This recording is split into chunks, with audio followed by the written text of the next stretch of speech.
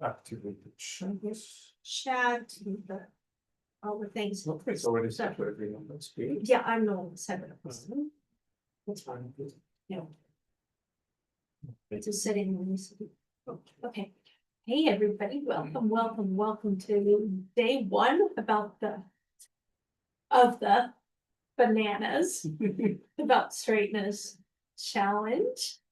Welcome, everybody. Please hop into the chat and say hello.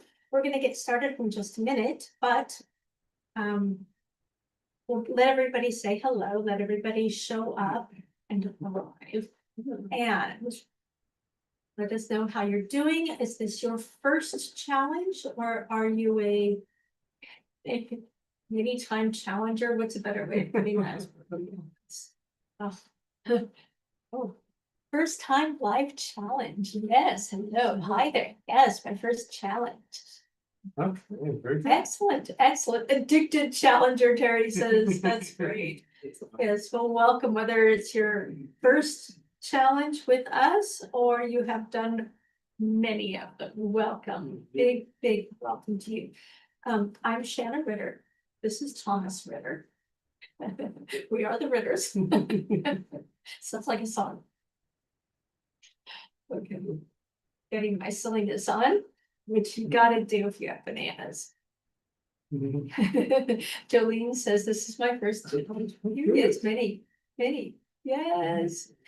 Many of you. Hello, everybody. Oh, it's so good to see all the new names, well, I'd say faces, but I don't see your face. I see your name. All the new names and all of the repeat offenders. That's the word I was looking for. I mean that in the best of ways. Hi, Deborah here from Botswana. It's a first time to join you. Thank you. Wow, Botswana. I think. Awesome. You don't get that very often. No. Very cool. Did y'all get younger? Yeah, when we do, we go backwards. Yeah. I've been taking care of myself. Yeah. A lot of self-care. It's long overdue. Yeah. It's off. Let's see here. What's this addicted challenger to from Germany? Hello. She says always repeat offenders are sunny further and plus 22. Nancy says defiantly. I think it might have been definitely, but defiantly is funny too. Defiantly addicted from Minnesota. Autocorrect sometimes changes things. Either way, I'll take it. Defiantly and definitely. Ritter addictive here. My umpteenth challenge, Susan says. Oh, wonderful. Okay, so let's get started. Feel free to continue to use the chat. We will try to answer questions at the end. We're going to not go over 2 hours, but we may go to 2 hours. If we finish early and nobody has questions and we're all sitting around bored, we'll quit early, but we have 2 hours. We've locked off this. So if for some reason you don't get to watch the whole thing, you can go back and watch the recording. So we can say something Britain, and this is my first challenge. It's great. Yeah, there are lots of new names and yeah, lots of people who haven't done a challenge with us. It's nice. I really love all the old friends, old students, of course, but it's nice to have some new people in here too. Yeah, welcome. You'll find that this is a lively and really supportive group. Yeah. And so let's see here. Let's get started. I do want to here. Can you share actually, hold on. I know what we have to do. Try to share it. We have to do this. Yep, there we go. So if you could share it. If you have not joined the Facebook group, this is the Artistic Dressage community. This is it's our ongoing Facebook group, but we use this group for our challenges now. We used to have a separate Facebook group for every challenge, and then it got to where we had too many Facebook groups. So we just use this one group for everyone. Every time we run a challenge or a free workshop, we run it through there. So please haven't joined. Go join.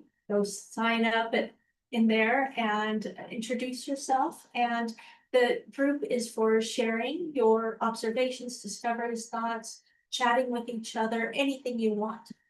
Just make sure you read the group rules and so on and so forth. So no advertising, things like that. Okay, let's get started. We are on day one, training one. We're going to talk about the gymnastic approach to straightness and the problem with crookedness.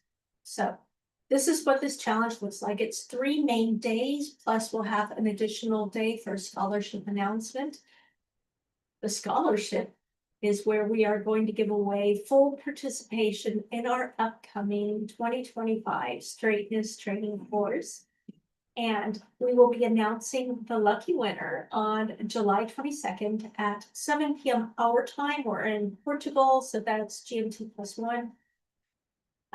We choose that, our team basically chooses it based upon the attendance and participation in the live trainings, the posts in the Facebook group, how your videos that you post, not how well you write, but how much you participate and how supportive you are of the others, how much you add to it. So it's worth doing. Promise you, it's a great course. We'd love to have you in it. So we will be making that announcement July 22nd at 7 o'clock our time. But first, we have 3 trainings. Today is training 1. Tomorrow is training 2. We'll be talking about the rider's crookedness and how this interacts with the horse's crookedness. And we'll be bringing on special guest, CATHERINE MCCRUM. CATHERINE is a Feldenkrais practitioner who teaches in most of our courses. And she's also a Gestalt psychotherapist. So she adds some other really interesting components in, and this should be a really lively discussion. She'll also teach a Feldenkrais lesson. I'm not sure yet. I haven't checked in with her if this is going to be a pre-recorded lesson or if she'll teach it live. We'll find out tomorrow. I'll find out tomorrow. So, and then day 3, which is on Thursday, will be how to assess your results and your horse's crookedness. So we'll be reviewing videos of your ride. So those of you who, today we're going to teach a writing exercise. Those of you who write it and record it on video, it's not required, totally optional. But those of you who do and then post it into the Facebook group, will choose some of those videos to review on day 3. And we'll give feedback, tips, will help you if you're having a hard time assessing, figuring out what the symptoms mean. We're going to help with that, but we can also give some tips for improving already what you have. And on that day, day 3, we will also give you another exercise to ride. So, yeah, that will build upon the exercise that we're going to give you today. So let's get started. So, yeah. So if you don't have a notebook already, I highly recommend it. Or if you like typing, that's fine too. Different people take notes in different ways, but it does help you to record everything because we're going to go over a lot of material today. If you find that as we're going through all of this, it's a little overwhelming because basically, I took what we used to do in a whole week-long challenge and I put it all into one day today. So if you find it overwhelming, don't panic. It's okay. You can download everything. You can download the PDFs. I give it all to you in your homework for today, all of the PDFs of all of this. So you have it to review and go over. You can watch the recording again. So don't panic. Write down what's relevant for you. Skip over the rest for now. It's totally fine. Okay. So we're going to talk about what crookedness is, straightness is, how to apply this to your own horse. Tomorrow we'll be talking about the rider too. We'll talk about the terminology, convex, concave, hollow, stiff, and probably even talk a little bit about the anomalies when they happen, S-curves and things like that. We'll make a point to go over that a little bit because sometimes that can make assessing your horse a little bit difficult. And we're going to give you a writing exercise that you can use to identify, help to diagnose your horse's crookedness. And it's an exercise that's super useful. Many of you will recognize it because we use it in a lot of our courses for a lot of things. It's a super useful exercise, and it already will help to make your horse better right away. Are you ready? Yeah. All right, let's go. Okay.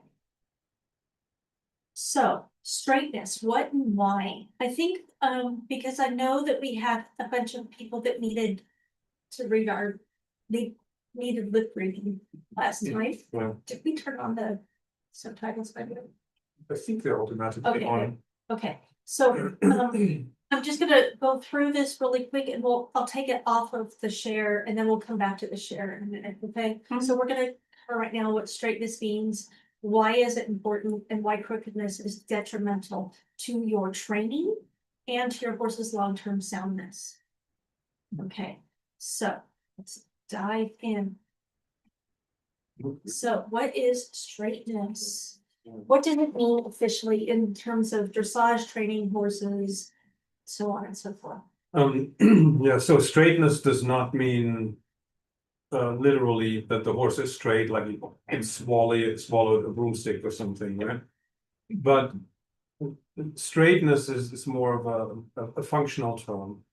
The horse is functionally straight when he forms a segment of the line that you're riding with his body. So if it's a straight line, then the body is more or less straight, right? Left legs are on the left side of the line, the right legs on the right side of the line. But if you're riding a circle or a volte or a corner, then the horse's body has to mirror that curve, which means the horse has to bend. And that's a bit of a challenge because the horse is not a snake, right? The horse cannot curve his body, evenly like a snake, but the different parts of the horse's spine have different degrees of flexibility. The neck is very flexible laterally and in all directions. The lumbar spine is not that supple. The thoracic spine has a limited degree of lateral flexibility. So the horse has to compensate for that by lifting the back and rotating the rib cage and so on, so that he can conform to the line of travel. It's actually a fairly complex biomechanical process. But when the horse is bending correctly, he feels like there's a consistent turn or curve going through the body from the tail to the ears. And it looks like the horse is bending, along the arc of the line that you're riding. Functional straightness really also means that the horse can bend equally easily left and right. It means that he can move his shoulder equally easily left and right. And moving the shoulder usually means turning, right? You can turn just as easily to the left as you can turn to the right. And it means that the haunches can yield equally easily to the left and to the right. And if you've ever ridden a horse, you know that never happens, right? There is no horse that can bend equally easily left and right, or turn the shoulders equally easily in each direction, or move the haunches equally easily. There's always one side where things are a little easier and one side where it's harder, right? There's always a side where the horse can bend a little better. The other side, the horse is more difficult to bend. Some horses don't bend at all in the other direction. There's usually one canter lead that is easier to get and one that is more difficult. Some horses actually only canter on one lead and they never actually quite make it, into the other lead. Most horses can only really cross with one hind leg easily, and with the other hind leg is more difficult. So you realize that, yeah, the shoulder in is okay in one direction, not so good in the other. I can do a half pass one way, but not the other way. I can do a flying change in one direction, but not in the other, or it's inconsistent. Often it's a hit or miss. I can usually get it in one direction, but sometimes I get it in the other direction. Sometimes I don't, right? these are all crookedness issues. So the goal of straightness training is really to come as close as possible to being able to bend equally easily left and right, turn the shoulders equally easily left and right, move the hips equally easily left and right. So that both the right bend and left bend are equally available in equal amounts. That's really what it means. Exactly. And being able to bend left and right also is tied to the horse being able to support himself as equally well with the left pair of legs and the right pair of legs. But by nature, the horse likes to lean more on one side or support himself more with one pair of legs than with the other side, especially with the front leg on that one side. The horses have a favorite front leg usually, and they don't really like to use the other three legs as much. And that becomes a major problem. That's often the starting point of the problem. So the horse just insists on supporting himself with that one favorite shoulder, and if you try to shift the weight away from that one shoulder, they get an existential crisis, and some horses can get quite defensive, even aggressive, because they think you're trying to kill them, by. Well, they think they can't balance without that trusty shoulder that, Yeah, they think they're gonna fall down and die, essentially. So they get scared. yeah, they get scared, absolutely. That's in humans, the only fear that we're born with is the fear of falling, supposedly. And the horse is a prey animal, so if the horse gets the feeling that he might fall down, that is an existential crisis in the wild, because then, of course, he's very vulnerable to predators, and he'll do anything not to fall down. So they fight tooth and nail. Yeah, if you're aggressive about shifting the weight, if you're not tactful enough, some horses can get really quite disturbed.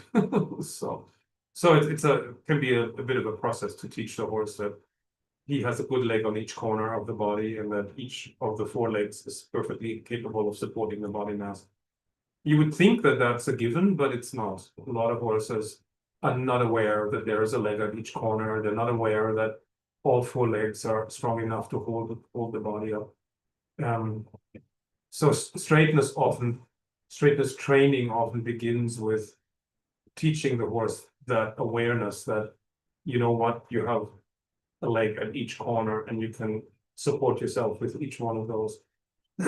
So it's sometimes when you're starting with a new horse, if you're a trainer or you buy a new horse, and it's a rehab horse essentially, but it hasn't been trained very well. And then sometimes you have to go way back to square one or below square one and start with teaching the horse how many legs there are, where they are, and that the legs are all strong enough to hold the horse up. Sounds ridiculous, but for some horses that's really where you have to start. So that's how I see straightness in terms of definition. What does straightness mean now? Why is straightness important?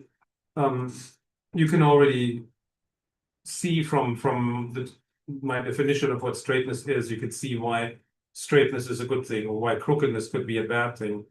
Like if you can only turn in one direction, that becomes awkward, or it could be a problem at times, right? Yeah, or if you think of practical riding, like if you're like whatever, cowboy, ranch hand, somebody who has to move cattle around and he can only turn in one direction. Or you can only or in a bullfight. Go through a tight spot in one way, or open a gate one way. Yeah, exactly. So what 3 right turns make a left turn, and essentially, right? It's like driving through one-way streets. San Francisco. Exactly. So then it becomes a little awkward. And so crookedness impairs performance and functionality, but it also impacts soundness, because this asymmetry of a crooked horse means that one pair of legs on one side of the body doesn't do its fair share of the work. It's almost like that's a lazy pair of work. And if you have a coworker who's lazy, you have to pick up the slack and do all the work that your coworker isn't doing. So if the left side of the horse is lazy and doesn't participate in supporting the body mass or transporting, pushing the body mass forward, then the right side has to do all the work, right? And if the right side has to do all the heavy lifting and all the real work, then there is an increased risk of injury. You know, that the front leg on the overloaded side develops ring bone or navicular disease, and tendon injuries. Yeah, the hind leg then spavin, of course, wind puffs and so on. Yeah. So you'll see increased wear and tear on the side that has to carry a larger share of the body mass of horse and rider, right? And it's one thing if the horse just runs around in the pasture, but if the horse has to carry a rider, then it increases the wear and tear, of course. That's like if you're, carrying a backpack, but you're traveling with an uneven gait or something, you're going to be adding excess wear and tear to not just your body, but the weight of the backpack too, onto that knee that you're falling off or whatever it is. And it will break down faster. And all horses or all living beings are asymmetrical, right? The riders are asymmetrical too. And if humans have whatever knee injuries or they need knee replacement, hip replacement, that usually has to do with asymmetry too. It's probably the knee that they're using more breaks down first, or the hip that they're using more because they're supporting themselves more with the one leg. That's more likely to break down, where the cartilage gets worn off in the joint and things like that. And it's the same for the horse. So it's in the interest of performance and in the interest of health, soundness, longevity, that we try to become as symmetrical as possible, and that we try to make our horses as symmetrical as possible. For jumpers, horses that are crooked will not be able to jump as high because they lose efficiency if they take off, and in a crooked way, they are more likely to knock down the fence. Whereas if they're really straight and they take off straight, both hind legs can participate equally in pushing off. So they'll be able to clear a taller fence. They'll also make better time because they can turn sharper, they can travel more efficiently. Right. Yeah. And in dressage, you will see that the crooked horses top out earlier. Like if you can't get a clean flying change in one direction, then medium level, third level is the end of the road, because then you won't be able to do tempo changes, for example. And half, if you can only get a half pass in the other direction, and then in one direction and in the other direction it's a leg yield because the horse can't bend that way, then this will affect your score. And then you won't be able to go beyond third level, medium level, because zigzag half passes won't be possible if your horse can only bend in one direction. And so in other examples, the crookedness is also a form of imbalance. It's a lateral imbalance. And when the horse is unbalanced, he will start bracing, because if he's unbalanced, he can fall down. And because he doesn't want to fall down, he will start bracing his legs against the ground. He will tighten the back, he will engage the underneck, he'll lock up the pole. Half falls don't go through well, or maybe they go through one hind leg, but not through the other hind leg. And if the horse isn't very supple and he's not working properly through the back, again, it impacts soundness, but it also impacts the performance. A lot of horses will invert and drop the back, come above the bit when they're crooked, and then they're not much fun to ride. And if you want to compete, you get low scores because the horse is never truly round through on the bit through the back. So it shows up everywhere, right? And every training issue you run into typically has a straightness component or a crookedness component.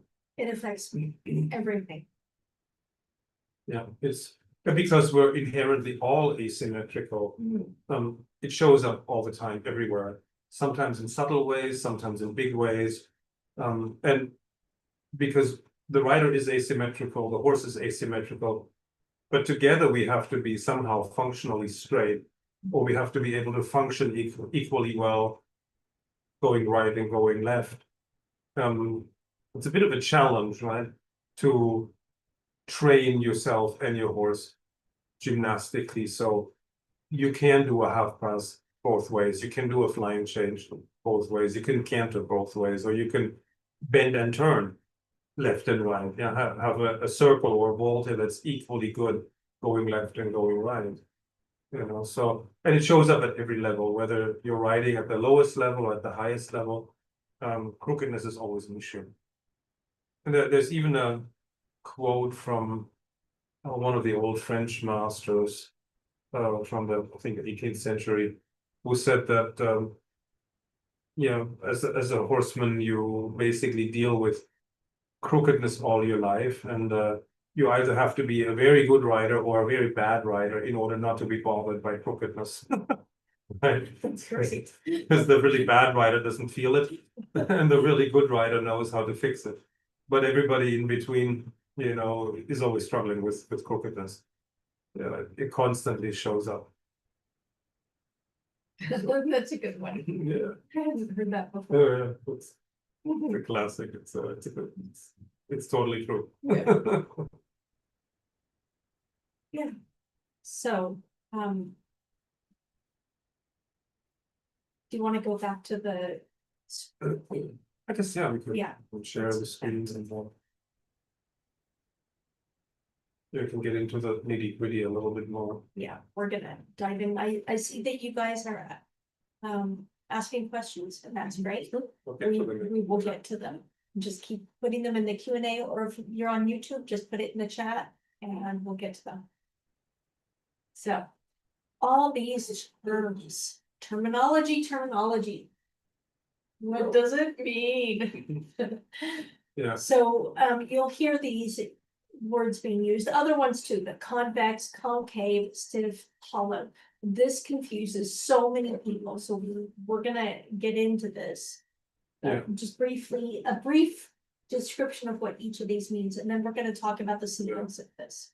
yeah. The traditional terminology is a little misleading. Like you see that the horse is shaped asymmetrical, right? So that one side is a little concave, or it has a certain bend, and the other side is convex, right? Sort of like the banana like and the horse exactly. here.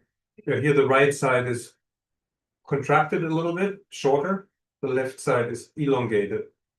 That contracted concave side is traditionally called the hollow side, because yeah, it has a natural curvature, has a natural bend, and it feels hollow. The horse often doesn't quite contact the leg or the rein on that side. They kind of stay a little bit behind the leg and the rein on that side, which means they feel soft, but deceptively soft. It's light, but it's not a true lightness, It's not. right? It's not real. And on the concave side, that's the side where the horse supports more of the body mass. That's where he leans on the rein typically. That's why that's called the stiff side. That's where you feel the resistances.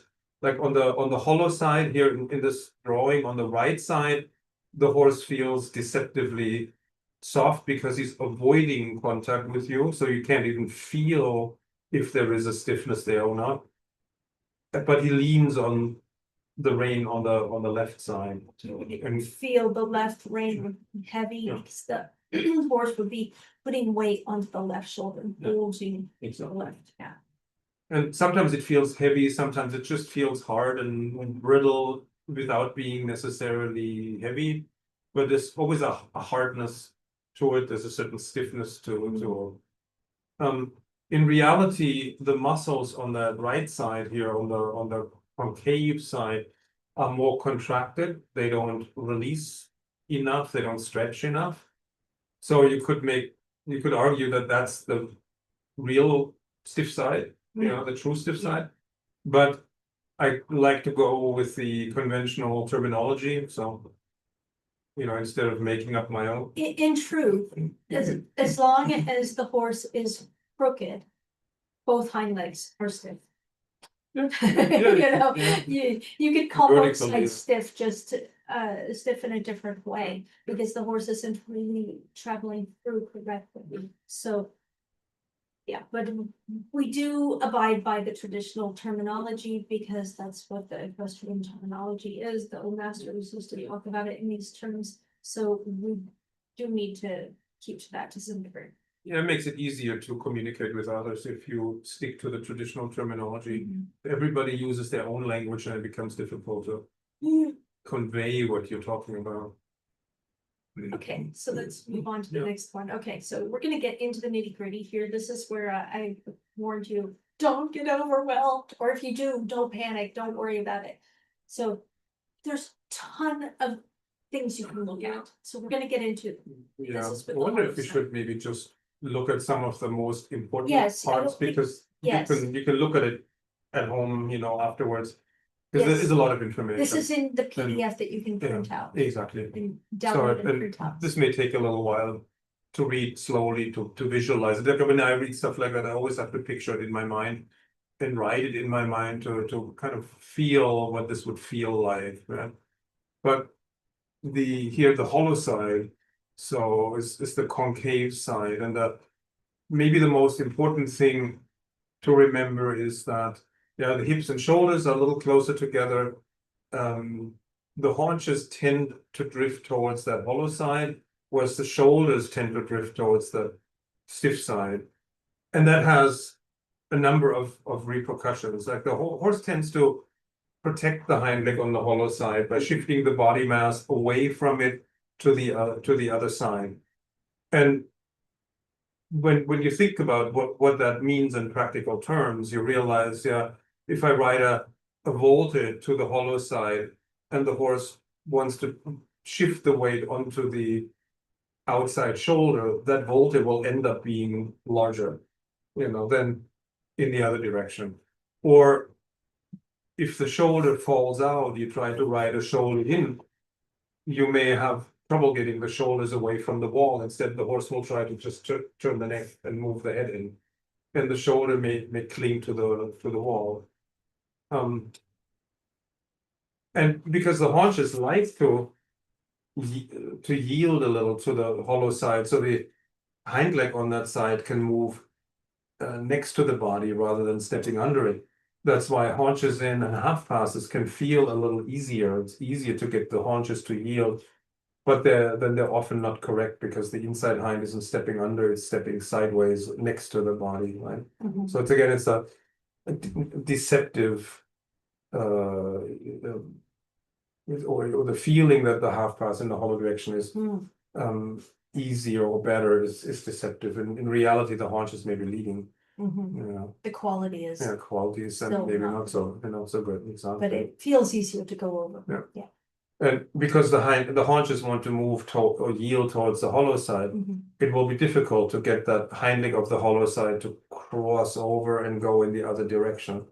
That'll be go against the grain, so to speak. The horse will try to keep this next to the body, whereas crossing over would mean that hind leg has to step under the body more, and the opposite hind leg would have to flex more, which it doesn't really like. It likes to extend and push more. Also, in the half pass, it's the hollow side is the direction it feels like the bend is easy, right? It's easy to bend the horse that way. Maybe we'll get to the stiff side in just a minute, but in contrast to the stiff side where it feels like, you know, the horse doesn't want to bend that way. And because the hind leg of the hollow side always likes to move alongside the body instead of underneath it. It doesn't really support the body mass, so it doesn't really flex under the body mass, but it doesn't really push either. You know, so that's why you often see that the muscles on the hollow side are a little atrophied. If you look directly from behind, the croup is often a little smaller on the hollow side and bigger on the stiff side, because the stiffer side or the convex side has to carry more weight, and the hollow side tries to avoid carrying weight. Same thing with the shoulder. Shoulder muscles are often more developed on the stiffer side, where the shoulder bulges and the horse leans on the shoulder. And then they're a little smaller on the hollow side, where the horse tries not to do any work. Yeah, as a side note, in our straightness course, when we're teaching it, we actually have the participants take pictures of their horses so that they can compare the muscling and notice also from the beginning of the course to the end of the course how much the horse changes. Yeah, just wanted to point that out. You can see this in your horse. Exactly. And if your horse has a preference for the canter lead, they usually prefer to canter on the hollow side. Right? Usually. And they find it more difficult to pick up the canter on the stiff side.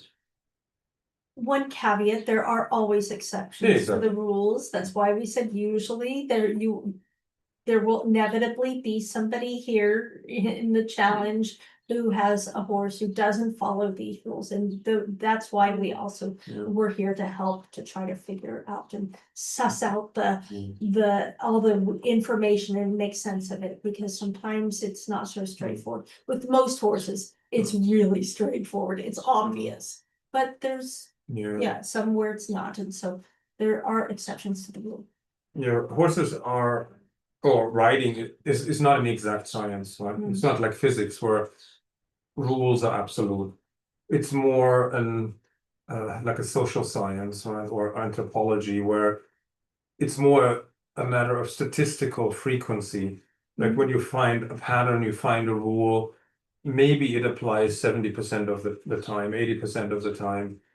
But there's always a group of horses that don't behave the way that the rule predicts. Because horses and riders are complex systems with a lot of factors, a lot of variables at work at any given time.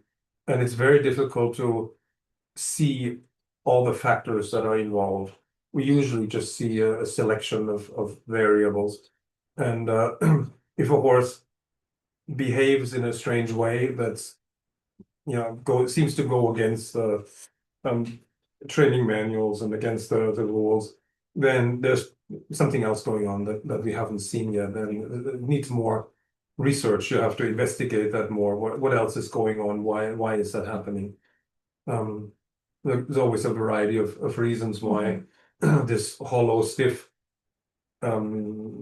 distribution sometimes doesn't work out, And Shana mentioned S-curves. So it could be that the front half of the horse is hollow right, but the rear half is hollow left, right? From the neck could be curved one direction, but thoracic spine and lumbar spine could be curving in the opposite direction for a variety of reasons. And obviously that makes it complicated. When you have a horse that follows the rule book, it's a lot easier. If you have a strange case where there are contradictions, and you need to do some more testing, some more research to find out, where the horse's tendencies to put the weight are on each leg. But the horse can still be improved. The work that we do, the work that you can do, will still improve your horse and make the horse straighter and make this S-curve exponentially decreased. And eventually to where it's gone. And through training, you can also change the hollow and stiff side. Sometimes horses switch, and as they switch, they give you mixed signals. Right? Then sometimes they act like the hollow right, sometimes they act like the hollow left, and it becomes inconsistent. But it's often just a matter of the surface level reflection of the horse changing underneath, developing better body awareness and using himself differently because you were successful with your straightness training. So it's usually a good sign if they change. It also means that you may have to change your strategy a little bit now because the horse's needs are different. But let's go to the next one. Okay, so we're moving right along. The stiff side. Yeah, exactly. So on the convex side, the stiff side, hips and shoulders are farther apart, right? And the shoulder always wants to drift in this direction. So if you're riding a turn towards the stiffer side, the horse falls on the inside shoulder, then he bends to the outside. Because he falls on the inside shoulder, he will probably make the turn smaller. So if you ride circles or voltas, they will tend to be larger going in the hollow direction. They will tend to be a little smaller going in the stiffer direction. Or if you're riding corners, the horse is more likely to cut the corner when you're going in the stiff direction because he'll fall in, he'll come away from the wall, counter bend, lean on the inside rein, and so on. So these are all typical symptoms for the stiffer side. In the shoulder, the angle tends to become too steep, whereas in the hollow direction tends to be too shallow, right? In the hollow direction, you may not be able to get the shoulders away from the wall, but the neck just bends too much. And shoulder in the stiffer direction, often gets too steep, and then the horse starts to counter bend, so it looks more like a renvers and things like that. Also, when you ride transitions straight, the crookedness often shows up because either the shoulders drift a little towards the stiff side or the haunches drift a little towards the hollow side. Some horses have more of a tendency to evade with the shoulder, some evade more with the hind legs, and it goes for up and down transitions. In up or down transitions, horses very often get crooked. So if you're halting, you want to trot, the horse may often swerve a little bit. Instead of trotting straight, he will swerve with the shoulder a little in that direction. On the Because stiffer the side. two hind legs don't push even, Yeah. right? Exactly. And the horse leans on the shoulder of the stiffer As a side. result, yeah. And then that pulls the whole horse in that direction. Yeah. And when you do a down transition, like if you halt from the trot, sometimes the horses then drift with the shoulder towards the stiff side, and some just move the haunches towards the hollow side. And they may even arrive fairly straight, and then at the last moment they move the haunches over so that they unload that hind leg of the hollow side. In the haunches in and half past, the angle tends to be too steep in the hollow direction and not steep enough in the stiff direction, or maybe you can't get the horse to go sideways at all in the stiffer direction, or they go sideways but they're bending in the wrong direction. So that half passes, the horse may be able to ride a fairly steep half pass to the hollow side and a very shallow half pass towards the stiff side. Like these are all crookedness symptoms. Or flying changes tend to be easier from the stiff side to the hollow side, and they tend to be more difficult from the hollow to the stiff side. So hollow to stiff, they may be late behind, sometimes they may not change at all. And stiff to hollow, they typically, the success rate is higher, usually. Or even you'll get changes when you don't want them to that direction, when you're trying to do a counter canter, or sometimes just the horse will change because the hind leg gets a little tired and the horse will just change. When the horse does that, it's usually changing to the hollow side. And because the distance between the shoulder and hip on the convex side, on the stiff side, is larger, the hind leg of the stiffer side tends to be farther out behind. It doesn't reach as far under the center of gravity, which means it doesn't flex as much. It pushes more, it feels harder. Often the hip of the horse is higher on that convex side. And on the hollow side, the hind leg often takes bigger steps because hip and shoulder are closer together, but it moves next to the body instead of under it. And because the hind leg on the stiffer side tends to push harder, that also contributes to the hind leg on the hollow side taking a larger stride. So it can even look like the horse is lame, that the hind leg on the stiff side takes shorter steps. It often also looks slower somehow in the air. And the hind leg on the hollow side takes bigger steps because the hind leg of the stiff side supports more, pushes more. So the hind leg of the hollow side has much more time to travel under the body. And the hind leg on the hollow side often looks like it's in a hurry to lift up. So it doesn't stay on the ground very long. And it doesn't push enough. So the hind leg on the stiffer side doesn't get an opportunity to really swing forward and reach down close to the center of gravity. It lifts up and has to touch down again immediately in extreme cases. And it can even look so irregular that you think the horse is lame. Yeah. But when you straighten the horse, the lameness goes away, or this irregularity of the rhythm goes away, and the horse looks fine, looks normal. Okay. Okay, move on. All right, I'm zipping through those.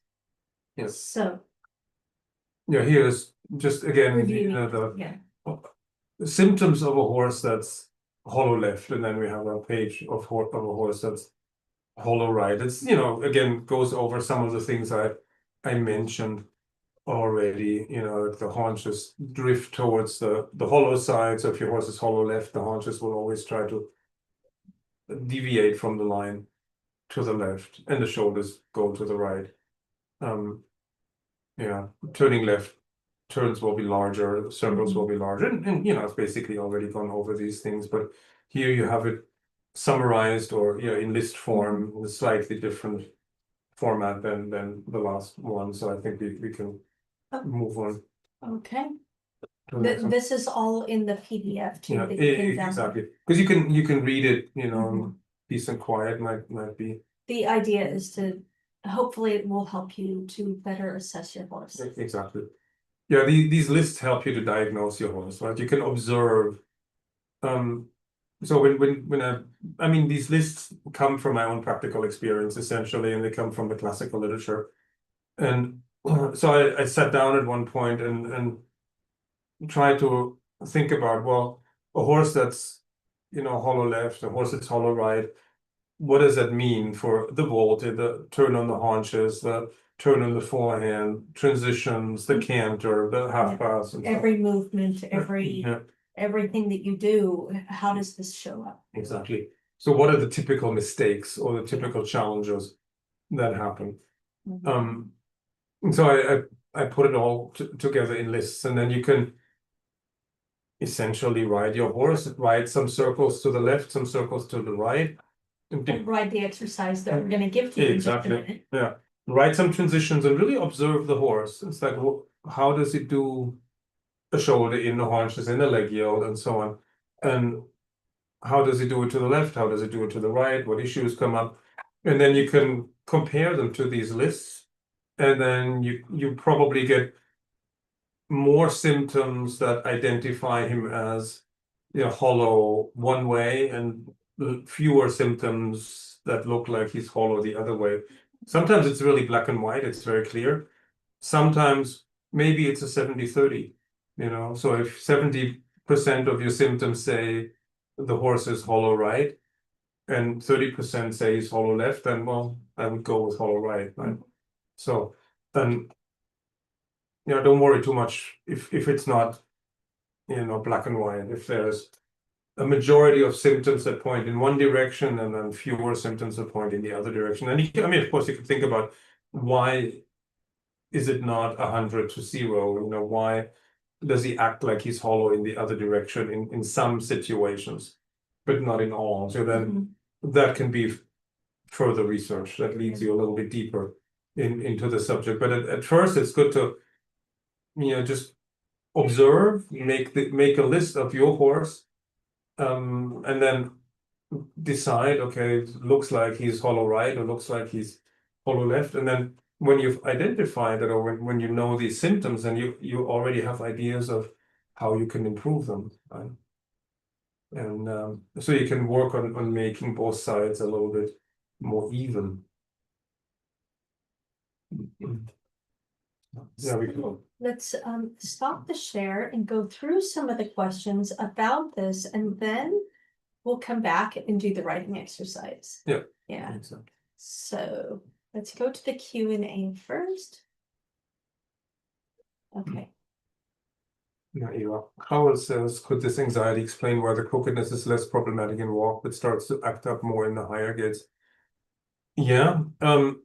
Yeah, you bring up a good point. Horses that are crooked are unbalanced, and they're more likely to fall down, or they're afraid that they may fall down. And of course, the faster the gait, the more that imbalance will show up and that the asymmetry will show up, which is quite, or makes it likely that the horse will become increasingly nervous the faster the gait. And when you help your horse become more balanced and straighter, a lot of horses lose that spookiness and the tension and the fear. So if you have a tense and nervous horse, it could be that it's caused by lack of balance and by crookedness, and that can create this fear of falling down. And when the horse has a clear idea of where his feet are, and he's well balanced so that he knows he can handle himself, he's not going to fall down so easily, then a lot of horses become a lot calmer, more grounded, literally, and nervousness, spookiness can completely disappear. When a horse used to be quite spooky, and with a better connection to the ground and the weight through all four legs, the horses often become much, much calmer and much more confident.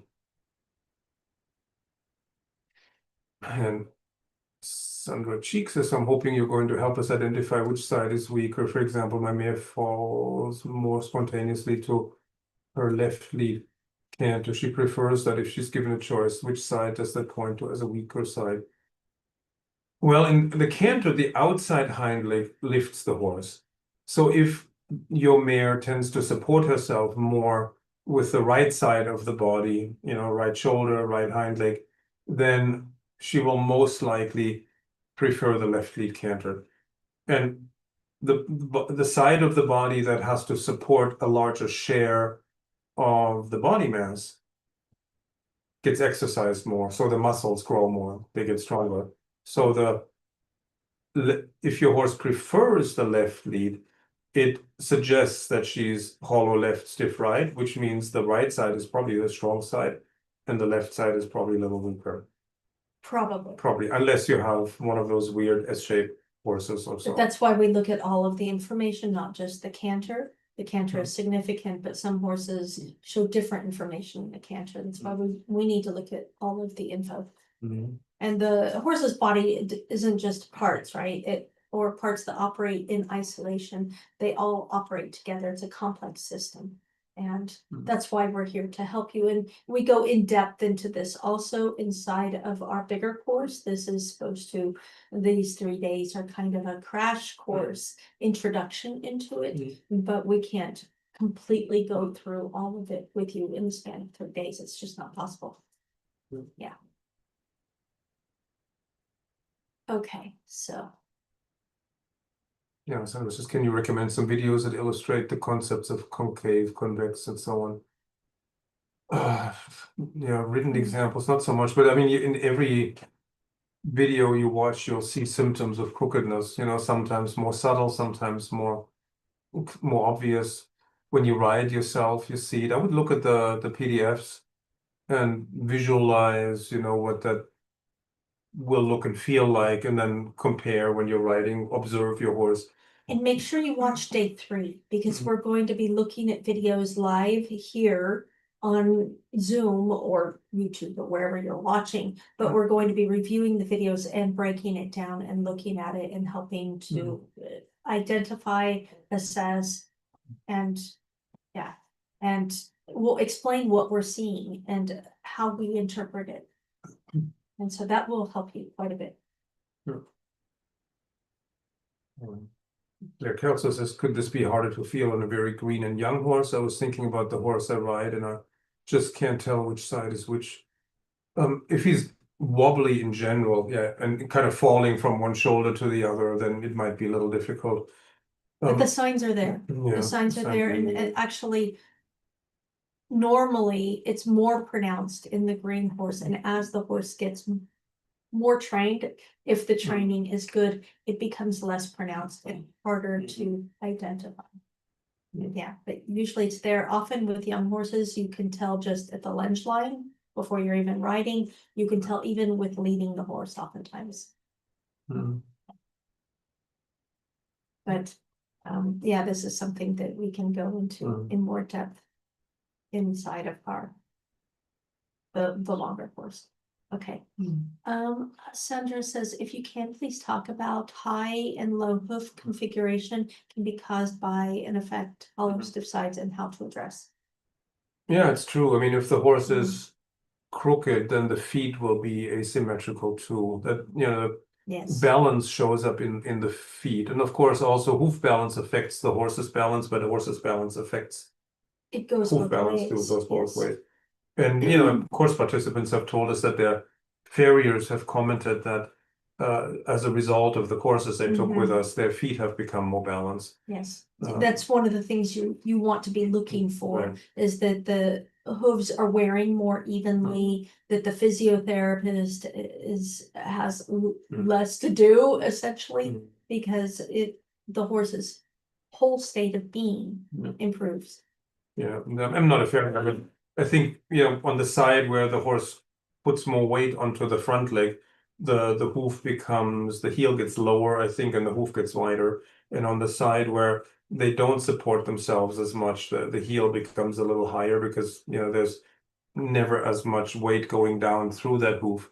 And I think the hoof gets a little narrower, as far as I know. But yeah, the more you balance the horse, the more evenly the feet will wear and look. Of course, also, I mean, if the horse is really crooked and he always drags one hind leg, then that hind leg will square its toe at some point, you know, from the footing. And on the other side, it may still have a toe. And, you know, one hind leg may drag lines through the sand. Like when you look at really extreme cases, that's often the best illustration. I always like to look at the super extreme cases because it's very clear, then it's very obvious what's happening. It's in the chat, but I just wanted to read this. Sam Taylor Layton said, I have a young green horse and feel it's more obvious for him. I have a great photo taken from above him that shows left shoulder bigger, left hind bigger, and the right banana curve in his body. His hoof wear is also high-low, lower on left, higher right, concave right, right banana horse. I have hoof x-rays too that can show the low, high, and feet. That would be, actually, if you can, if you're willing to put those photos into the Facebook group, I think that would be really educational, really interesting for a lot of us, and we can all discuss it a little bit. And yeah, really educational for everybody. It'd be really interesting if you're willing. Yeah, it sounds like that's a textbook case. Yeah. Yeah, that checks all boxes. Yeah. Okay, next question. Pip Calvert. I'm a bit confused. Go ahead and read it. Yeah, just, I always thought my horse's stronger rein was the left. He was always better at picking up the canter lead on the left, more balanced.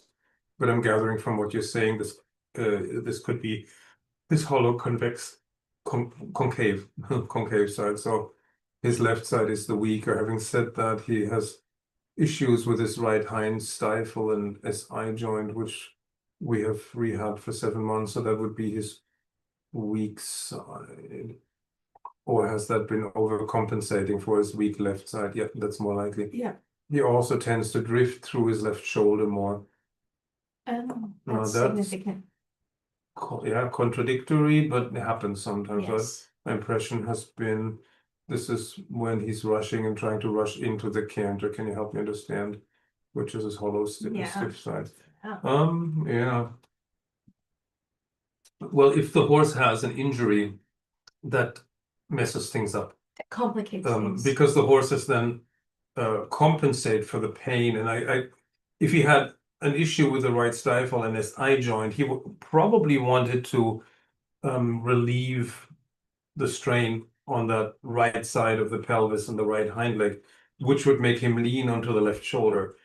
So it sounds like inherently he's hollow left and stiff right, but because of the injury in the right side of the pelvis and stifle, he started to show some symptoms of being hollow right and stiff left, just to protect that right hind leg. That's sort of my guess.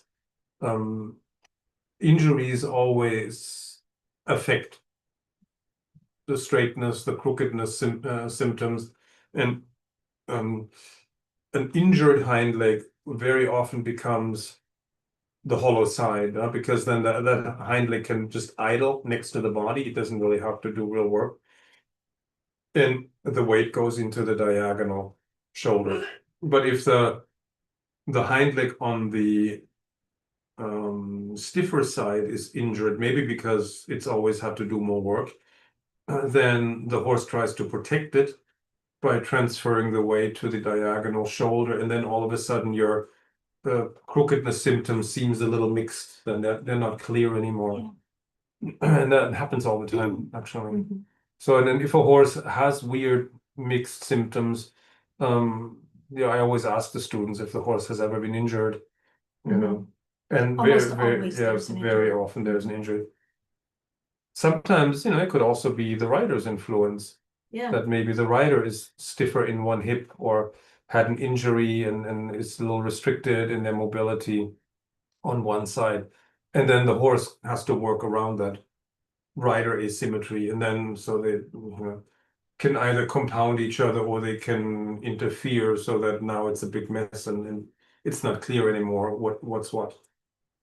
I'm distracted by Zoom's your eyebrows. I know. Let me go into the settings and see if I can turn this off or something. It drives me crazy. It's so distracting. I don't know if you guys see it. It's like his eyebrows start dancing around and sometimes they jump over here. I'm like, what's going on? Sorry. Squirrel. Okay. Claire Kelso says, in regards to the hollow and stiff, my green bean likes to drift in both directions. Is this normal for a horse just starting out? Yeah. Or is there a larger issue? It's normal. He has been in consistent training for about 8 months. He's green. Yeah. Yeah, that's really normal. Yeah. They lack strength. Yeah, leg strength, and they're still getting used to the body weight of the rider. And of course, with the rider, the center of gravity is much higher, and the influence of the rider's weight, is pretty profound. So they stagger around sometimes and drift one way, drift the other way. So that should sort itself out over time. So Carla Ann Calderon says, is the natural crookedness hollow side seen in newborn foals due to their position development in the womb? There's speculation. There's a lot of talk about that. Yeah, there was one of the classical hypotheses that it has to do with a position in the womb, but I don't know that that's been proven. And there's a lot of people that have to believe that it has to do with the uneven or unequal organ placement in the body. That could be it too. But all horses have that uneven organ displacement, and yet they're not all following the same direction. Yeah, so that's why I think that's a little less likely that it's the organ position. Because otherwise, if that was the deciding factor, all horses would be crooked in the same way, but they're not. So there's more to it. Yeah. I mean, it could be that these organs play a role, but it's not the one and only factor that determines the hollowness. I think that's exactly it. There are many factors involved. I've heard people say that they believed it was genetic, that it was passed on, and maybe. I mean, it certainly happens with humans, right? Left-handedness can be genetically passed down, I think. I understand that it can be. So perhaps, but I don't know for sure. Okay. People have also speculated that it has to do with handling, because we traditionally do everything from the left side of the horse. That influences it. Possible, Yeah, it's all play a role. I think it all plays a role. I think all of these things play a significant role, and how it ends up turning out depends on the horse.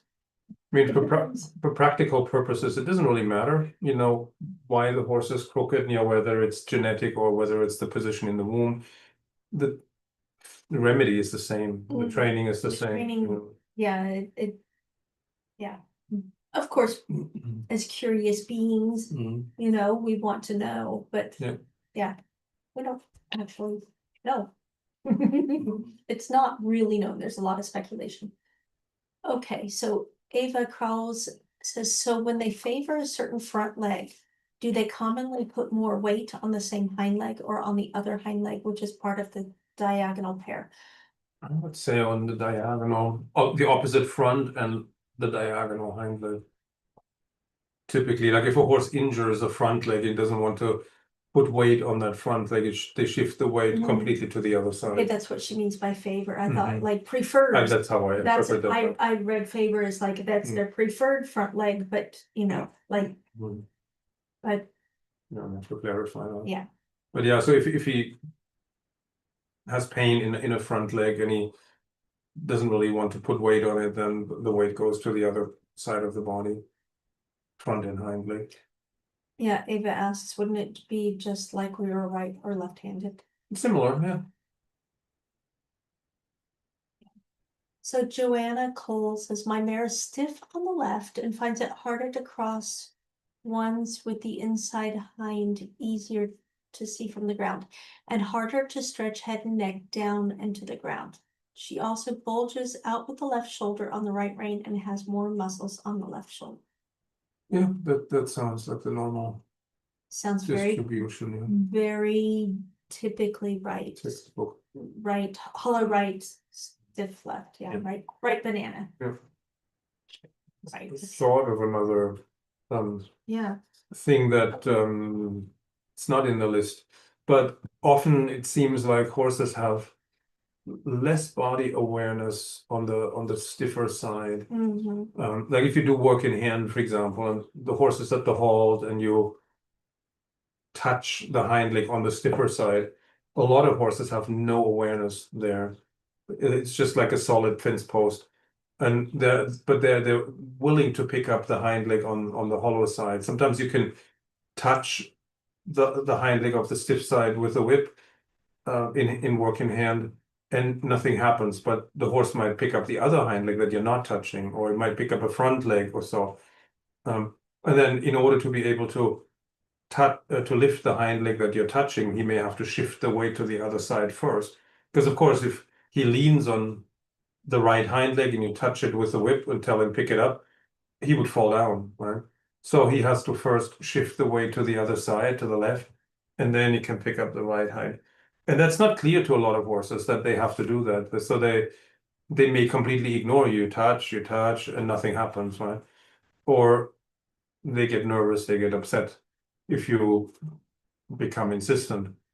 So they have to really learn first to free that leg up so that it can lift up without, the horse falling down. So that's an interesting thing. If you work with your horse on the ground and you touch a hind leg, and which hind leg can he pick up easily? Which hind leg does he not pick up? It's the hind leg on the hollow side is usually always available, can always be lifted, because it tends not to be loaded with the body mass a whole lot. And the hind leg on the stiffer side often can't lift up so easily, especially when the horse is square behind. Of course, if one hind leg is way out behind, then it's more likely that the horse will lift that hind leg up, because it's basically its turn to move forward, right? The hind leg that is farther out behind is the next one to lift up. But if the horse is square, then you'll see there is definitely a preference that when you touch a hind leg, one will always respond correctly and the other one not, or only some of the time.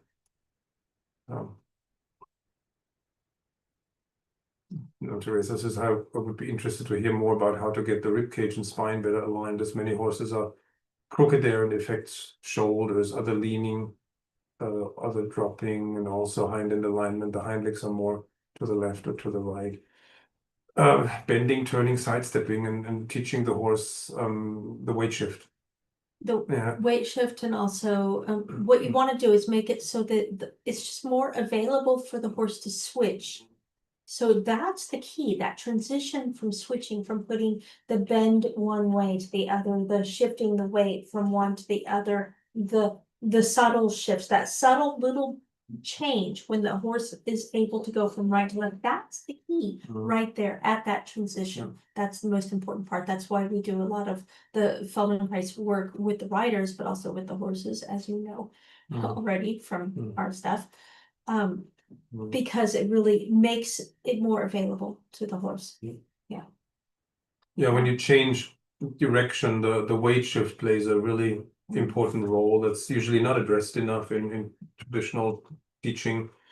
In order to change the bend, you have to shift the weight much more onto the old inside pair of legs, so the rib cage can then swing in that direction, and then the horse can change the bend. Like the rib cage should swing a little bit towards the outside of the bend, and the outside hind leg has to support the body to make room for the new inside hind to take a bigger step and reach more under the body, and the rib cage has to move out of the way so that inside hind leg can reach and the spine can bend. So teaching the horse lateral weight shifts plays a really central role. For changing the bend, changing direction, changing leads in the canter, simple or flying changes. That shifting the weight back and forth and changing the bend plays a really central role. Without that, it's not going to work. Okay, so Barbara, go ahead. So if a horse is very crooked, is there always a false rotation in the withers?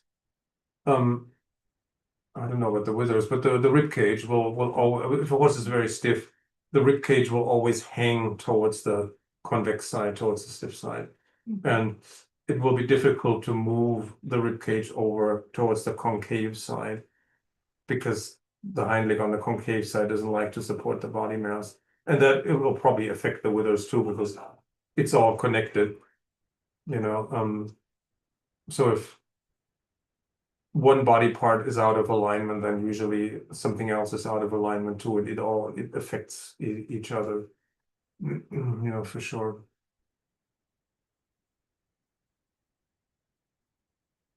Okay, so Shannon Moise Clark said, so my right half pass and shoulder in are really good, but she pushes me to the right on the left half pass and shoulder ins.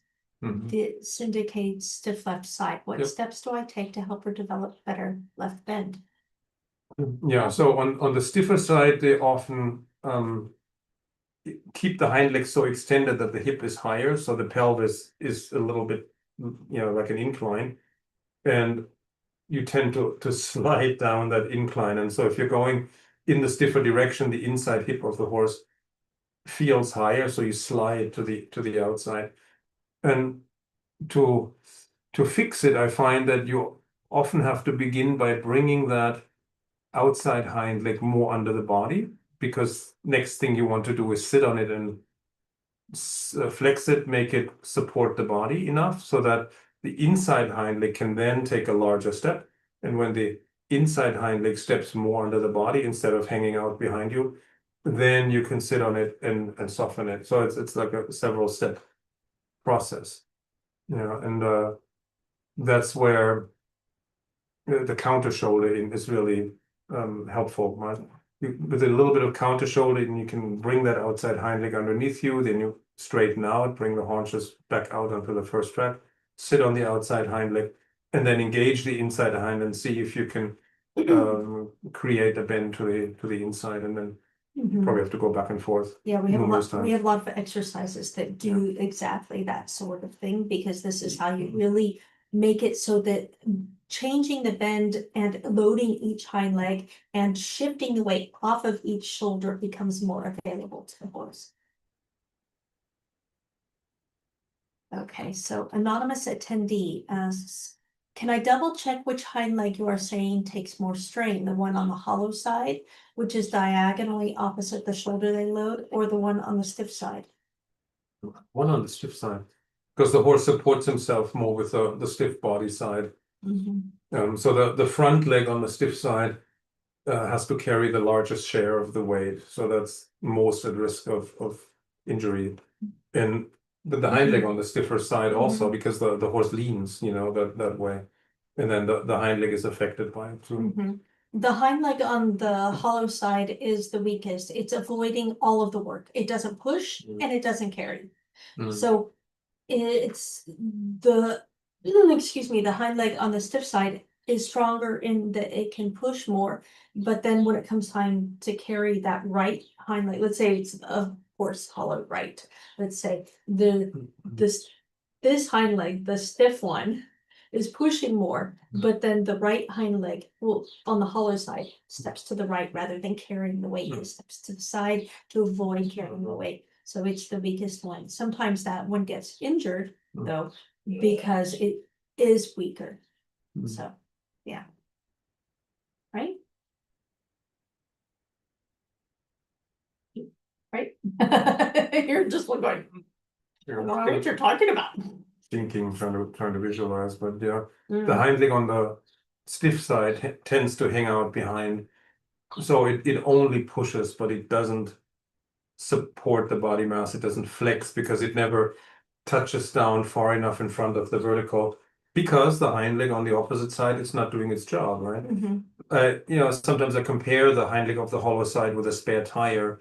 It sits in the trunk, but it doesn't do anything, right? So no wear and tear. So the leg that ends up carrying the majority of the weight of the horse becomes the shoulder on the left, or on the left. Because I'm thinking of a right banana. The shoulder on the stiff side.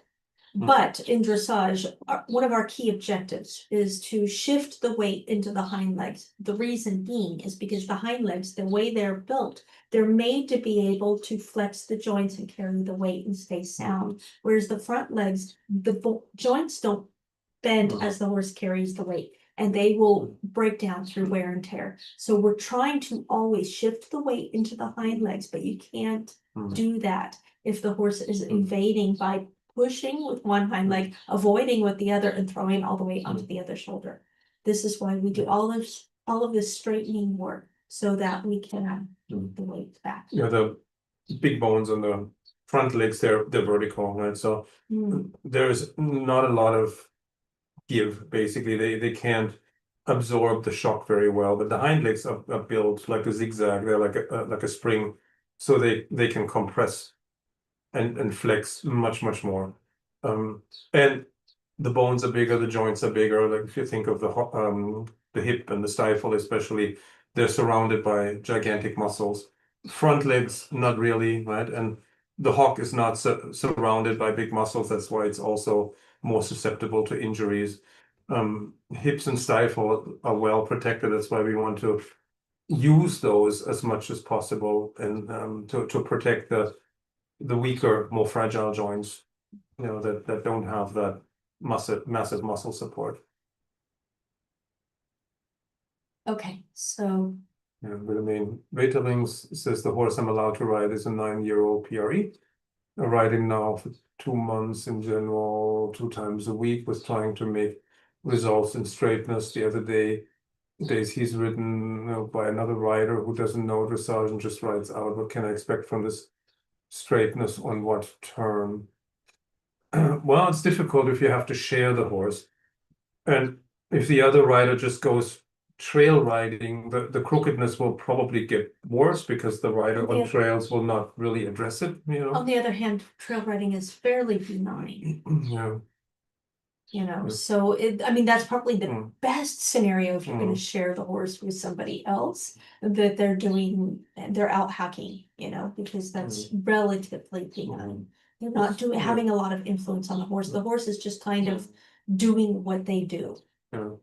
But trail riding usually means single track, straight ahead, long distances. Horses tend to fall apart a little bit, and they just follow their natural habits. So they load the shoulder that they always load, and so it can get frustrating because you may feel like every time you ride the horse in the arena after the other rider was trail riding, you feel like you have to fix it again and put the horse together and make him supple again and balance him again, after the other rider let him sort of fall apart.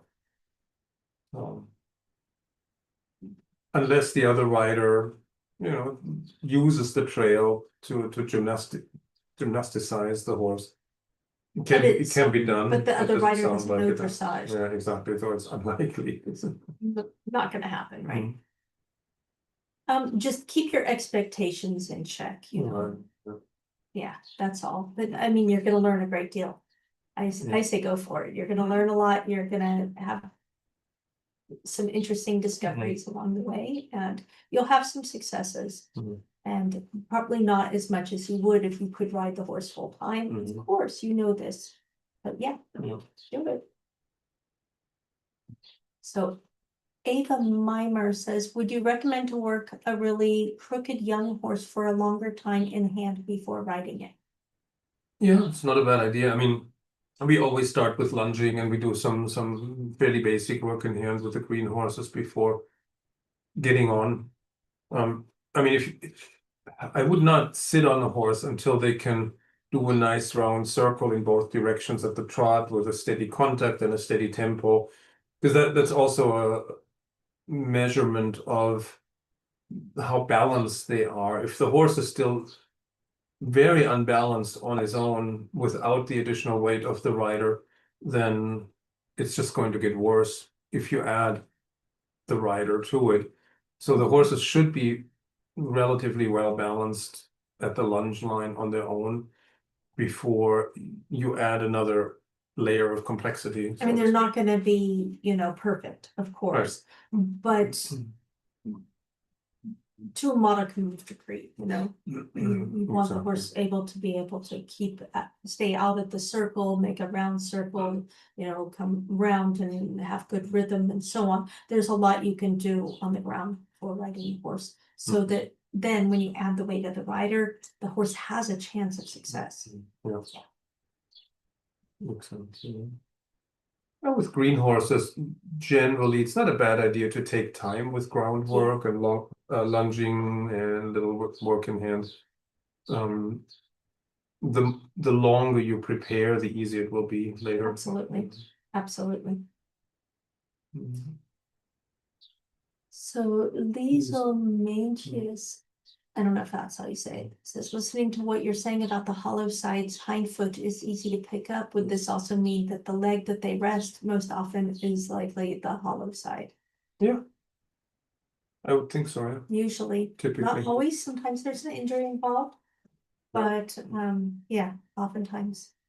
And sometimes they rest the hind leg also because the back, there's some strain in the back, just like we do. We cock a leg because our back is aching. The horses do the same thing, but that can also be related. So just so you're aware, there's a lot going on there. Okay. Lisa Panton says, okay, so I can understand.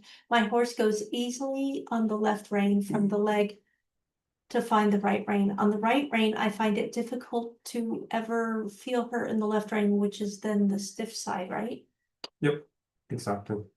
That's typical for horses hollow left and stiff right. In the hollow direction, the horse will always make contact on the outside rein. They even lean on it, drift through it. And in the stiffer direction, they will fall in and they will counter bend and they will not really stretch into the contact on the outside when you're going in the stiffer direction. Because the weight is on the inside shoulder. So if you can get the weight to shift to the outside, so then the horse will start stretching the outside of the body and make contact with the outside rein. Okay, Claire says, is it normal for a horse to be a right banana but have a prior injury on the hind on the stiff side? It can. Yeah, it's possible. I mean, the horse could also protect the injured hind leg by sticking it out behind, and then just leaning on the shoulder of the same side. That can happen. I've seen both cases. I mean, very often the injured hind leg becomes the hollow side. But sometimes I've seen horses also that were injured and they just stick the hind leg out behind them, basically. Ava asks, is there a suggestion as to which leg you better rise and trot to try and address the crookedness? Like when twisting the trot. Change. We do change. know, We recommend that you change it frequently. yeah. I mean,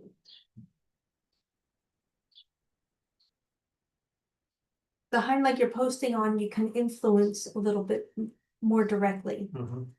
Yeah, in the stiffer direction, it sometimes helps to post on the wrong diagonal with young horses. Because they already lean to the inside, and if you sit down on the inside hind leg, that sometimes makes them lean even more. But if you post on the wrong diagonal, so you sit down when the outside hind leg is on the ground, that can help the horse balance and bend better. Yeah, with young horses that can play a role. But yeah, I like changing sometimes. Sometimes post, change every 3 or 4 strides or every 5 or 6 strides, and that changes the balance a little bit, and that has a positive effect on the back and it can be really straightness useful. and balance. Yeah. Then Jennifer asks, my Baloo has difficulty holding up his front right leg for the farrier, but even for cleaning his hoof. I've recently started holding up higher, which helps a bit. He actually seems to want to fall backwards or collapse backwards if I hold it too long. Can this be associated with crookedness? If he has a hard time picking up the right front or holding up the right front, then that's probably the leg he likes to lean on. So he's probably hollow left and stiff right. If you lift that right front leg higher, he has to rebalance and probably transfer the weight to the left hind. But that's why he gets tired, right? And if he gets fatigued, or if there is something going on in that left hock or left hind leg, SI joint, whatever, he may collapse, or feel like he's collapsing because now it starts hurting or it's fatiguing. So some horses, find it difficult to hold the front leg up very long for a long time. I mean, it could be crookedness just from uneven development, and it could be crookedness because he's protecting himself. And you would want to investigate just a little bit more on that. There were a few more questions in here, and then we need to teach our exercise. I can't even scroll up to all of them.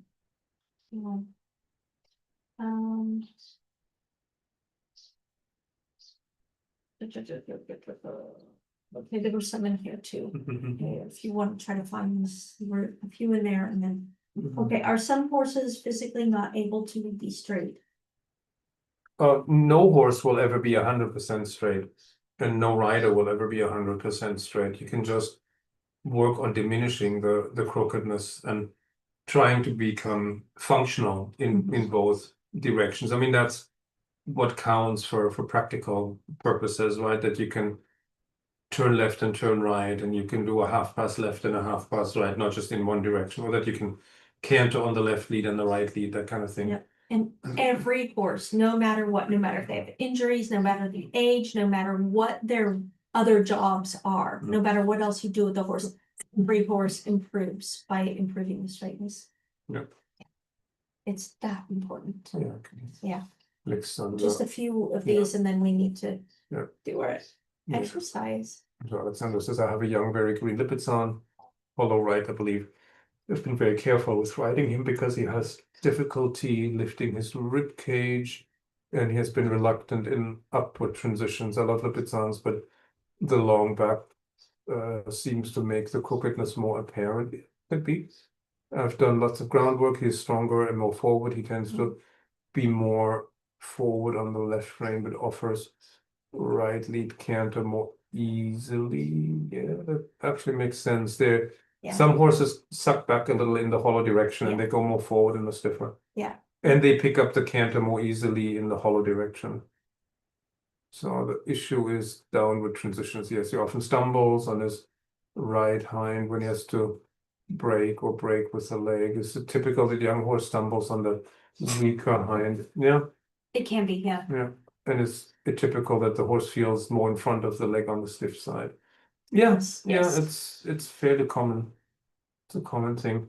In the up transitions, you may have to help him with your seat, so you make yourself a little lighter, spread your weight more around the rib cage, support yourself with your knees, so you create a little space that the horse can lift his back into.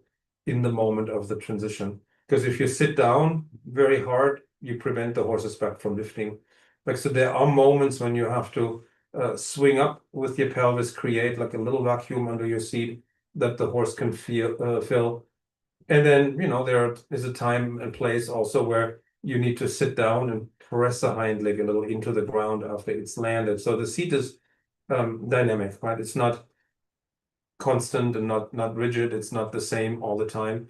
But sometimes you want to make room for the back so the horse can lift his back and the hind leg can swing forward more.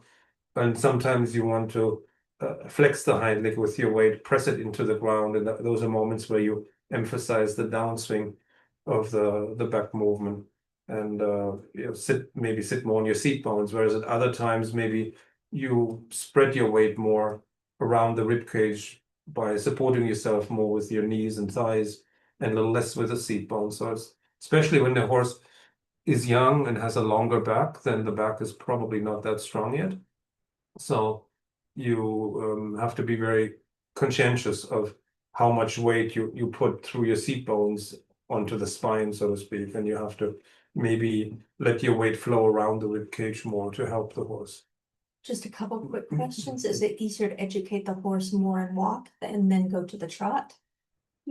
Yeah, this is like a Feldenkrais principle that you study new movements at the walk, and then once the horse understands them at the walk and can do them at the walk, then you do them at the trot and eventually at the canter. Something I've always done in a way, because it helps me to study, it helps me to feel, and you can exactly, and you can arrange all the body parts where you want them, and then when it feels good, you can go to the trot. Yeah. You can learn a lot, you can study a lot, it's gentle. We are big advocates of the walk. Wow.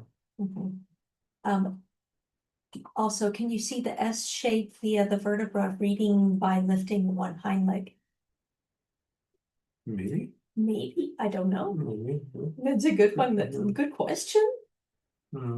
We haven't tried. Yeah. Could be. And then if so if you implicate the rotation of the chest to the hollow and stiff side, where's the side of the wrong rotation? If the rib cage feels like it's bulging to the inside or it's hanging to the inside, then the horse will counterbend, so that would be the wrong rotation. You want to feel like the inside of the rib cage is concave and it moves a little out of the way of the inside hind leg and becomes stretched and convex on the outside.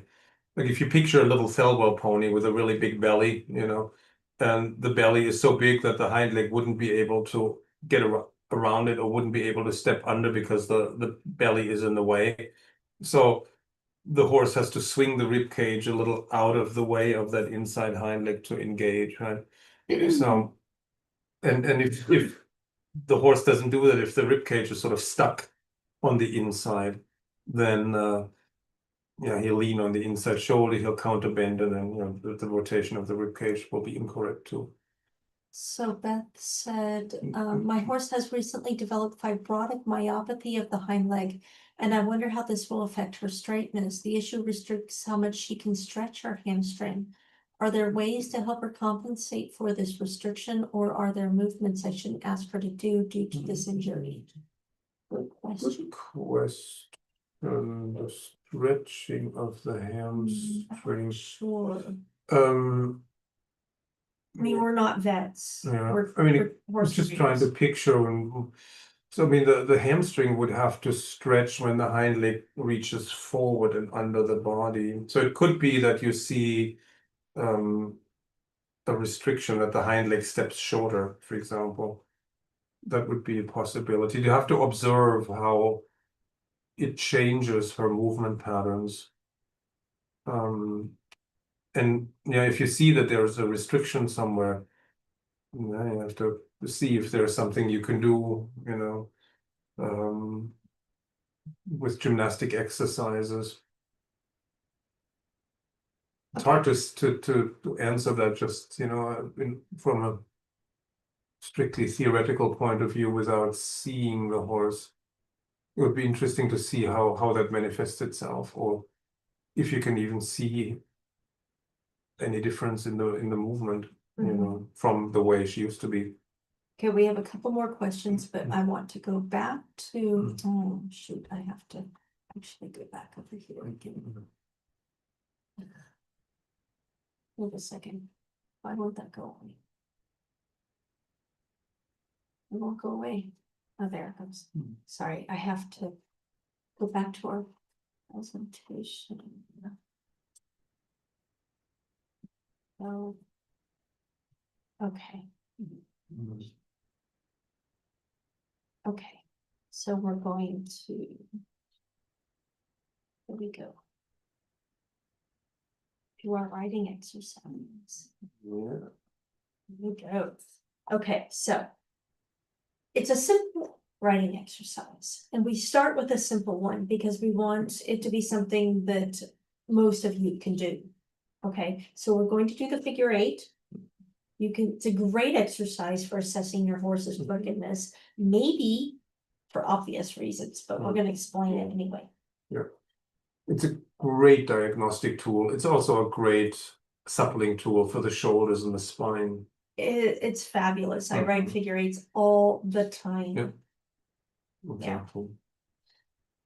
Yeah, so it helps to have cone gates set up.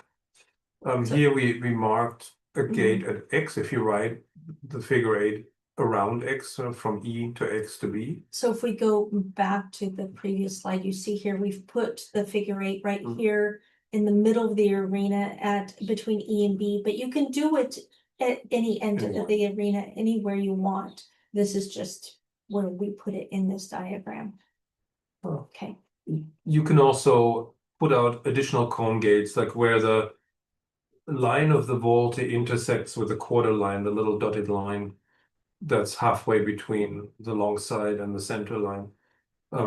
Those are, you know, navigational points that you have to pass. And when you put out these sets of cones on the quarter lines and on the center line, you will see even small deviations of the shoulders or the hind legs. Because if the horse is crooked, he'll drift either in or out, either with the shoulder or with the hind legs, and he'll bump one of the cones. And if you ride this repeatedly and the horse bumps the cone more than once, it's probably going to be the same leg every time. Unless you correct, and then it could be that he bumps it with another leg as a result of your correction. But typically, it's either the front leg of the stiff side or the hind leg of the hollow side. Some horses drift with the shoulders, some drift with the hind legs. Some drift with both. So it's interesting. So it gives you more data, in a sense, gives you more information when you put out these cone gates. If you have even more cones and you want to get really crazy with it, you could set up also a cone gate here along the quarter line at each point where the volte. That's what I mean. Yeah, okay, that's that's what you meant. Okay. Yeah. Sorry. Yeah, they'll be positioned on the quarter line, and they mark the intersection between the volte and the quarter line. Sorry. So yeah, that's something I like to do, because it gives you very, very accurate feedback. And probably see that in one direction the horse will tend to drift a little to the outside, in the other direction they'll drift to the inside. Another thing you can do to check the symmetry is that you count the strides of the inside hind when the inside hind touches down. And if the volte is round, all 4 quarters should have the same number of touchdowns. And if the horse is symmetrical, it should be the same in both directions. You should come up with the same number of strides in both directions.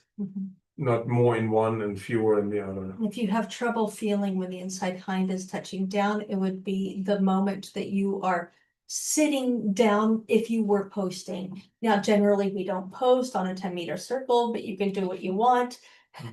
But if you were posting the trot, it would be the moment that you come down in the saddle.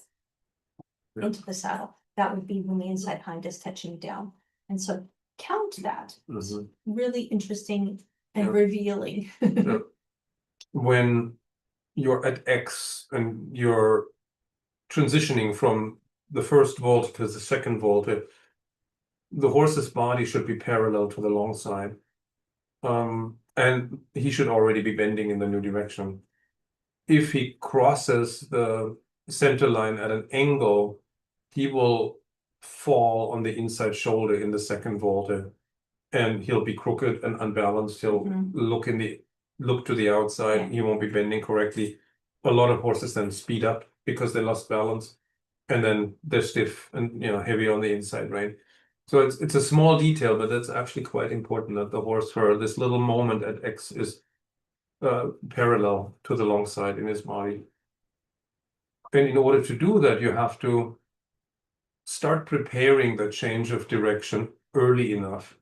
So basically, I would already start as soon as I leave the long side at EOB, shift the weight more to the inside, change the bend with my old outside leg and rein. So you're essentially bringing the horse from your old outside leg and rein to the new outside leg and rein, so that by the time you get to X, the horse has the new bend and he's ready to begin the new turn. So it's like the mantra is always shift the bend first. No, shift the weight first, then change the bend, and then turn the shoulders. And the question then becomes how long does it take your horse when you to shift the weight? How many strides? Usually 2 strides should be enough. If you have a green horse, it will take longer. How long does it take to change the bend? Should also take around 2 strides, 3 at the most. So you have to count 4 to 6 strides backwards from X. And you have to start 4 to 6 strides before X with that preparation of shifting the weight and changing the bend, so that at X you can then turn the shoulder in the new direction. That's a really dependable methodology to create smooth gliding changes of direction. Okay, so we also have for you a list of diagnostic questions. These are on the PDF with the exercise. So there are 2 PDFs for you to download. The one with the exercise has these diagnostic questions that you can then ask yourself. I recommend that you read them before you ride, so you kind of know what you're looking for. So you're looking for which mistakes occur and in which direction do they occur. Are both voltas the same size, or is one smaller than planned and the other one bigger than planned? This happens a lot. Do the shoulders drift in or out in one direction? Do the haunches drift in or out in one direction? With which leg does the horse try to support his body weight most? Maybe you can figure that out. Is the bend equal in both directions? Does the horse's outline stay the same? Is the horse rounder in one direction? Is the horse a little inverted in one direction? Does the horse get too deep and come behind the vertical in one direction? This is all relevant information. Is the change of direction and change of bend equal in both directions, or is one easier or better than the other? Does the tempo stay the same when you change direction, or does the horse slow down or speed up?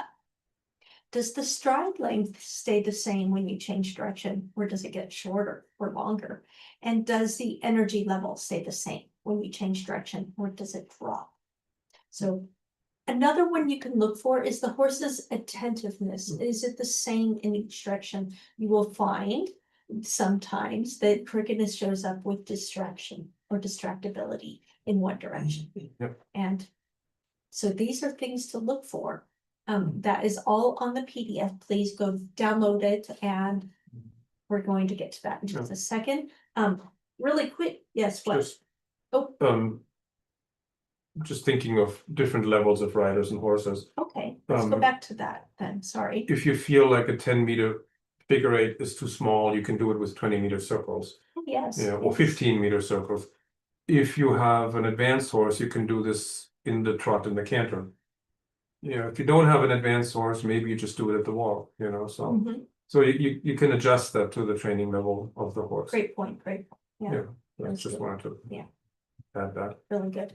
So I just wanted to say, if you are loving this and you feel like this is the exact kind of breakdown analysis that you've been looking for, that's what we do.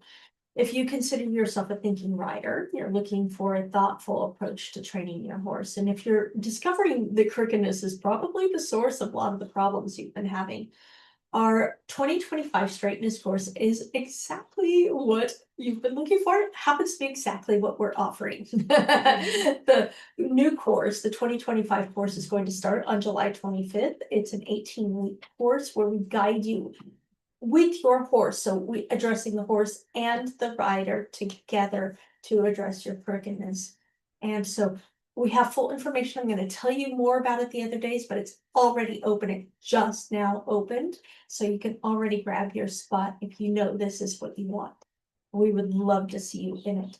And so here's the link. It's also available inside the store. It's not I haven't posted the link anywhere else yet, but I will shortly. But you can already go find it in the store in the course platform. So coming back to this, your homework, go download the PDFs. There's 2 PDFs. Go download them. One has the writing exercise with the diagnostic questions. The other one has all of those crookedness symptoms. It's really helpful to refer back to all of that over time. You'll find that there are symptoms that were there all along that you didn't realize were symptoms. So, and then if you can, ride the exercise, maybe with the deviations that he was mentioning. Maybe you have to make it 2 20-meter circles instead of 2 10-meter circles. Maybe you have to do it at the walk. Maybe you can do it at the canter with flying changes. Go for it. Ride the exercise. If you can, video it. You don't have to, but if you can, video it and complete the diagnostic questions to the best of your ability. Share the video if you want. We would love to see it. We can give you feedback. Share your video and your worksheet results in the Facebook group. Report on what you discovered, what surprised you, what this tells you about your horse, and maybe about yourself too. And then we will see you tomorrow for training 2. We're going to talk about the interconnection between the rider's crookedness, the horse's crookedness, and we'll be joined by CATHERINE MCCRUM, and you'll love her. She's awesome. And if you post video in the Facebook group, we might choose your video for day 3, and we'll give you feedback. It's like getting free coaching. So we'll see you then. We have 10 minutes. We could answer the final couple. There were a couple questions in here. First, try to scroll up, but it's been weird. Okay. One of the rules says, is it recommendable to train asymmetrical? Normally you do the same left and right, but to address crookedness, maybe you can train more on one side. Yeah, I mean, I often recommend to my students that when they write an exercise in each direction, they will probably find that one side is easier, one side is more difficult. And there's one side that brings a bigger improvement than the other side because of the crookedness. So you could argue that maybe it makes sense to practice it a little bit more often on the side that is more difficult for the horse. Yeah. And that it makes sense to ride it a little bit more often on the side where the improvement is bigger. And I find that in probably 80% of the horses, the side where they struggle more with the exercise is also the side where you see a bigger improvement after the exercise. And there is a small percentage where the easy side is the one that helps more, So, but in most cases, wherever it's more difficult, that's where the horse has a bigger deficit. So you can practice that side a little bit more often.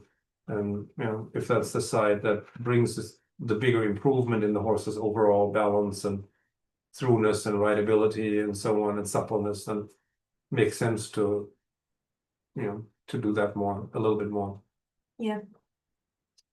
Meredith asks, any way to work on straightness when all you're allowed to do is walk and not allowed to do lateral movements? My boy tore his front left suspensory. Ooh, I'm currently working to keep him marching and even feeling in both reins, but would be open to other suggestions for exercises. Yeah, it's tricky if you can't do anything but walk straight. I mean, you can practice turning, of course, Just, yeah, you can work on it. It's about paying really close attention to precision. And you can do all of the work on you too. There's a lot of work that we do that's just for the rider, and all of that you have no torn front suspensory, right? So you can do all of that too. But yes, you can study the influence of the seat and make small adjustments in your pelvic rotation, your weight distribution, and position the hips and the shoulders of the horse with your knees and reins and lower legs and so on, in combination with the rotation and the weight shifts. You can use some stirrup stepping, and certainly that will help you to protect him better from re-injury, and to help him rehabilitate better and hopefully faster too. And you can do lateral movements in homeopathic doses, like just a hint of shoulder four that's barely visible, where you, or maybe not even really visible, but exactly. you can feel that it's like the intention of the shoulder four within a single track. Exactly. I use those anyway. I like these lateral movements with very shallow angles where you feel it in the body, but it's not your competition version on 3 tracks and so on. Because I find these very subtle little displacements of the hips and the shoulders are often almost more effective, maybe gymnastically, than these the bigger versions, so to speak. So you can do this, move the shoulders half a hoof breadth, like this much to the inside, or the haunches, move them just this much in or out, and it creates a certain mobility in the hips and the shoulders of the horse, and it helps you position both hind legs more under the body, so that you can sit on them, and that protects the front legs again. And lateral movements are just unhealthy if the angle is too steep for the degree of collection, and if the horse is unbalanced and crooked in the lateral movements. Okay, here's a good question. My horse cannot yet do flying changes. Would it be counterproductive to do this in canter input in transitions at X? Or you could do a simple change. I mean, you could even do the figure 8 without changing leads. So you have a true lead canter volte and a counter canter lead volte, and then you do the same thing in the other direction. Although probably if your horse doesn't do flying changes, counter canter volte. I know it's hard. Not. I know it's probably not doable yet. Yeah. But yeah, absolutely, you can do a canter walk canter, simple change, for example. Even canter trot, Or canter trot. do the change through the trot, a couple strides of trot, and canter the other lead. Yeah. You could even, canter the volte, 1 volte trot, and then do your figure 8 in the trot, and then canter the other volte. There's so many variations. You can have so much fun with it. Totally go have fun. Try every possibility and tell us how it goes. Yeah. We would love to hear. Yeah. Quickly, there's some more questions and some comments. I skipped over a couple. I'm sorry if I missed any. Jolene says thank you for the info. We'll definitely have to rewatch the recording to make sure I retain it all. I'm in a rural, mostly Western-based area. And this kind of info is so hard to attain. So huge thanks. You're welcome. You're welcome. You're welcome. Good. Yeah. You're so welcome. Yeah, lots of thank yous. Okay, there was. Lisa saying this is exactly what I need in our training right now. I'm going to sign up. Thank you. Where do we send the videos and what do you want seen in them? Now, for the challenge, just post it in the Facebook group, and And then, just show how you ride it, and then we can see, you know, maybe symptoms of crookedness, and then we can give you tips on Yeah. what to do. and then, if you're signing up for the course, there will be instructions in there once we get started. Yeah. Okay. Ava says, where do we best place the camera for recording the exercise? That's a good Okay. choice. I would say on the center line, either going, in front of you as you're going through the cone gate, or going away from you so that we can see that crookedness. But I mean, if you don't have that availability and you have to put it somewhere else, we can tell a great deal. You're going to be looking to feel what's in to. That's the really important part. It's not what we can see. We're going to tell you what we see, but what we really want is for you to learn how to feel and assess yourself. That's where the true power is, when you can do this yourself. Yeah. Well, there was one question over here. Can you do this exercise in hand? Yeah, you can. Then you'll be on the inside in one volte and on the outside of on the other volte, which means you have to go more slowly when you're on the inside and faster when you're on the outside. So it's another level of complexity. Or you stop at X, change sides, and then you're always on the inside. Yeah. But that interrupts the flow a little bit. So it's a decision you have to make, what you prefer. You're probably going to get different information than you would under saddle, but it might be interesting for you, right? You're going to find that one way is easier than the other, I'm sure. Yeah. Oh. Lisa, congratulations. Lisa's just enrolled. Okay. That's awesome. Thank you. Sandra says, I don't have an arena. Is it okay to do it on slightly hilly ground, not huge, but not perfectly flat? Any tips? Yeah, it's another layer of complexity. If you have like a pasture or something, I would definitely mark all the volte points, like like on a compass, the north, south, east, west of your voltes. Otherwise, it gets super difficult to navigate if you don't have any markers, if you're just on a lawn. And if you're on an incline, that makes it also more complicated because the horse will probably speed up a little going downhill and slow down a little going uphill. So you have to compensate for that, right? Going uphill, you may have to send the horse a little forward. Going downhill, you may have to half halt and slow down a little bit. So it's interesting, actually. I mean, riding on an incline is its own thing, right? That's you can use that to accentuate certain things depending on what you ride on the uphill part, what you ride on the downhill part. It adds another dimension, it's quite interesting, but more to think about. So it makes it more complicated for the rider.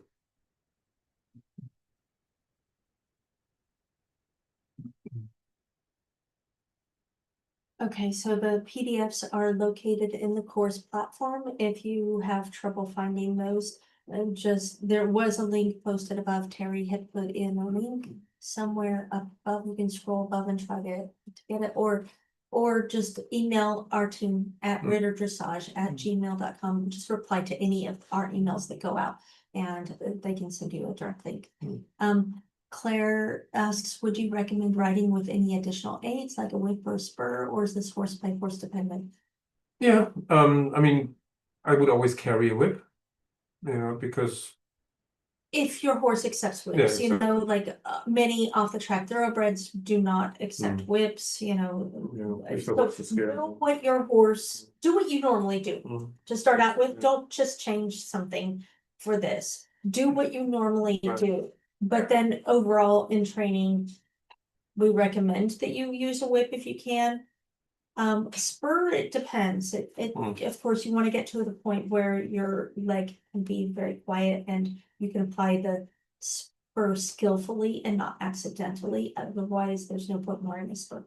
And some horses never need to be ridden with spurs. It just depends. Okay, so he says, how do we download the PDF and get the recording of this? Okay, the recording will be, it's up on YouTube right away. You can watch it on YouTube immediately. It will also be, the link to it will be posted in the course platform, and the PDF is there in the course platform. As I said, if you need help, just email at ritterdrassage@gmail.com and we can help. The team is standing by. They'll be able to help you get into the course platform. If your login isn't working, this happens sometimes. No worries, we're gonna help you. Mhm. And we can get you then the direct links to everything you need. Yep. And Linda says, thank you so much. Totally inspired to get working on our straightness. Mhm. Yeah, let's do it. Let's Mhm. do it.